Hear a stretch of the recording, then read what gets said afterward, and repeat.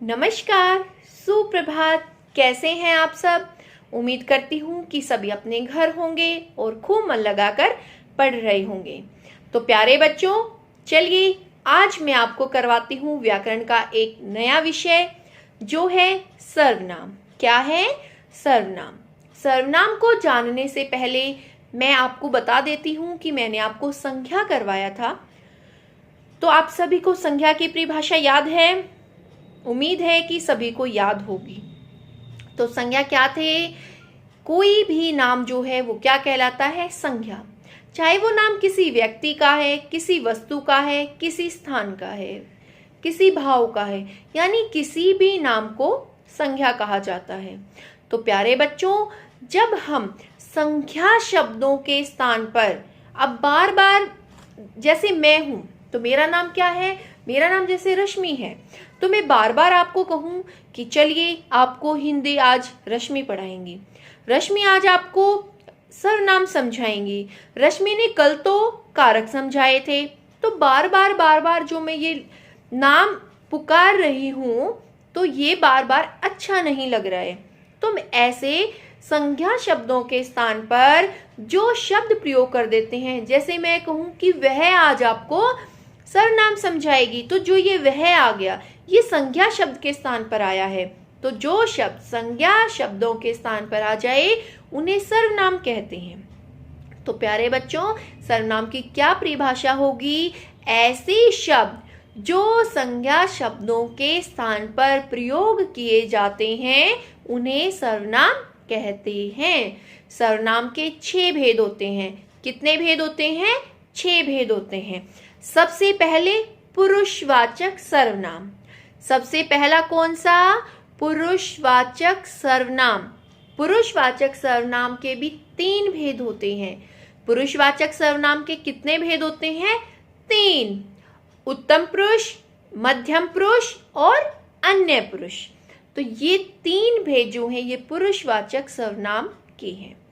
उसके बाद जो दूसरे नंबर पर सर्वनाम है वो है निश्चयवाचक सर्वनाम। कौन सा? निश्चयवाचक सर्वनाम। नंबर 3 अनिश्चयवाचक सर्वनाम। पहला कौन सा था?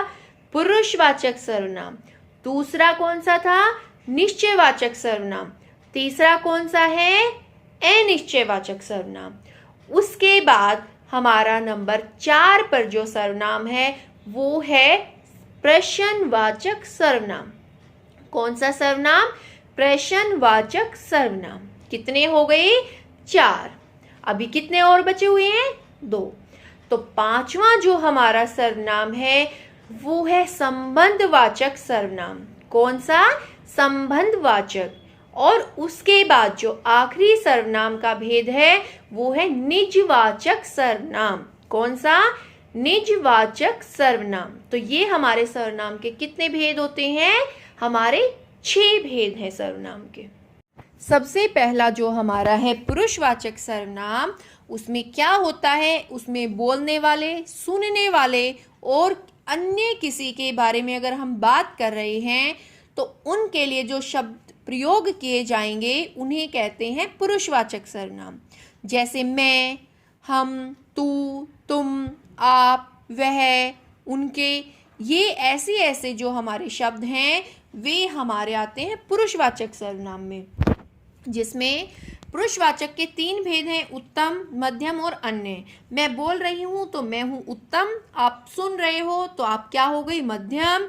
और अगर मान लो कोई तीसरा हमारी बात को सुन रहा है तो वह हो जाएगा अन्य पुरुष। उसके बाद जो निश्चयवाचक सर्वनाम होता है उसमें किसी निश्चित व्यक्ति, वस्तु, घटना के बारे में जिक्र होगा कि ये बिल्कुल निश्चित है। मैं कहूं कि यह व्याकरण की पुस्तक है तो यह व्याकरण की ही पुस्तक है। आप इसको साइंस की, मैथ की, किसी और विषय की नहीं बता सकते हो।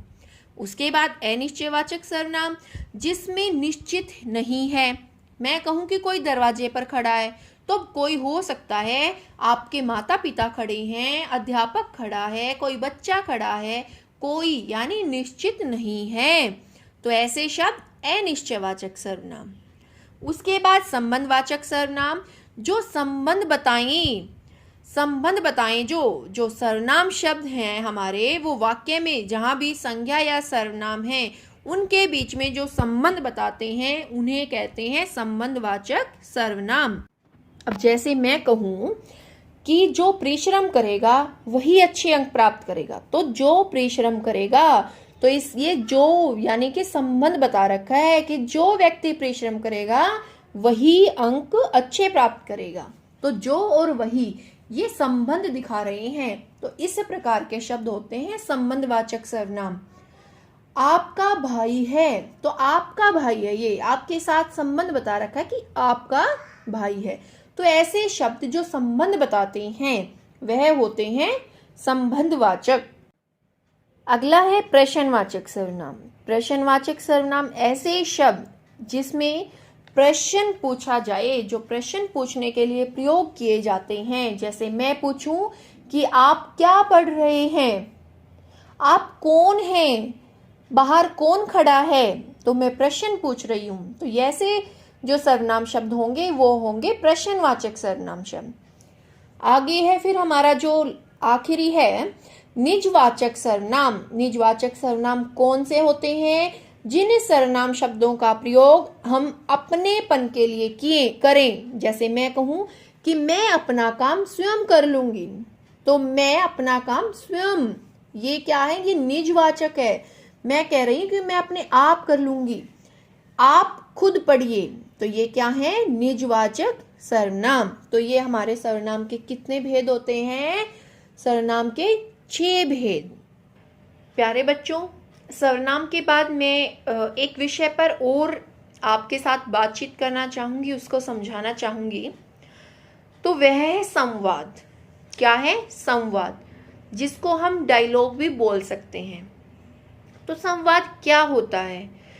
जैसे अब मैं और आप आमने सामने बैठ के अगर हम बातचीत करें, कुछ मैं कहूं कुछ आप कहें, तो ये क्या होंगे? संवाद। इसे बोलते हैं संवाद। आप फिल्म देखते हैं, आप टीवी में नाटक भी देखते हैं, सीरियल जो हैं वो देखते हैं, तो उन सब में क्या होगा? एक बोलेगा, फिर दूसरा उसका जवाब देगा, फिर और बोलेगा, फिर जवाब। तो ऐसे दो व्यक्तियों के मध्य जो बातचीत होती है उसे क्या कहते हैं? संवाद। तो आपको किस तरह से परीक्षा में दिया जाएगा? दो मित्रों के बीच लॉकडाउन के दौरान हुई बातचीत पर संवाद लिखिए। तो आप उसमें क्या करेंगे? दो मित्र, आप अपने अनुसार उसका नाम रख देंगे। मान लो एक का अमन रख दिया, एक का रमन रख दिया। तो एक बार आप अमन की बातचीत दिखाएंगे, एक बार रमन की बातचीत दिखाएंगे। ऐसे ही आ जाए कि दो व्यक्तियों के बीच बिजली कटौती को लेकर संवाद लिखिए। तो पहला व्यक्ति बोलेगा नमस्कार, आप कैसे हैं? फिर दूसरा बोलेगा हाँ मैं अच्छा हूँ, लेकिन आजकल जो है बिजली की इतनी ज्यादा समस्या हो रही है। तो इस प्रकार से वो अपनी बातचीत को दिखाएंगे। तो इसे क्या कहेंगे? संवाद। तो इस तरीके से जैसे मैंने आपको उदाहरण दिया है, ऐसे ही आपसे परीक्षा में पूछे जाएंगे। वैसे मैंने उदाहरण के लिए मैं आपको एक पुस्तिका में संवाद लिखवाऊंगी, जो कि आपके पास PDF फाइल में आ जाएगा। तो आप उसको अपनी व्याकरण की पुस्तिका में करेंगे, किंतु परीक्षा में उससे अलग पूछा जाएगा। इसलिए आप अपने अनुसार अपने शब्दों में उसे लिख सकते हैं, केवल उसमें आप अपनी बातचीत दिखाएंगे। अगर आपको नाम दिया हुआ है, मान लो 2 नाम देकर के संवाद लिखो, तो आप उन 2 नाम को लेकर चलेंगे। और अगर आपको ये दे दिया जाए 2 मित्रों के बीच, 2 व्यक्तियों के बीच, 2 गृहिणियों के बीच, तो आप उसमें अपनी मर्जी के अनुसार कोई भी नाम रख सकते हैं।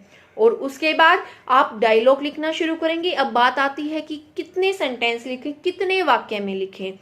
तो अगर आपको 3 नंबर का दिया जाए, 3 नंबर का दिया जाए, तो आप 3 एक व्यक्ति के और 3 एक व्यक्ति के, यानी कुल मिलाकर 6 करेंगे। 5 नंबर का पूछा जाए तो आप क्या करेंगे? 5 एक व्यक्ति के और 5 एक व्यक्ति के। इस प्रकार से आप अपने अंक के अनुसार उस संवाद की जो शब्दों की सीमा होगी उसको बढ़ा देंगे। तो उम्मीद करती हूं कि सभी बच्चों को दोनों ही विषय अच्छी प्रकार से समझ में आ गए होंगे। तो चलिए व्याकरण की पुस्तिका निकालकर इन विषयों को एक बार दोहराइए और उसके बाद इनको हल करें। फिर मिलेंगे अगले विषय के साथ। तब तक ऐसे ही मुस्कुराते रहिए, खुश रहिए और खूब मन लगाकर पढ़ते रहिए। धन्यवाद।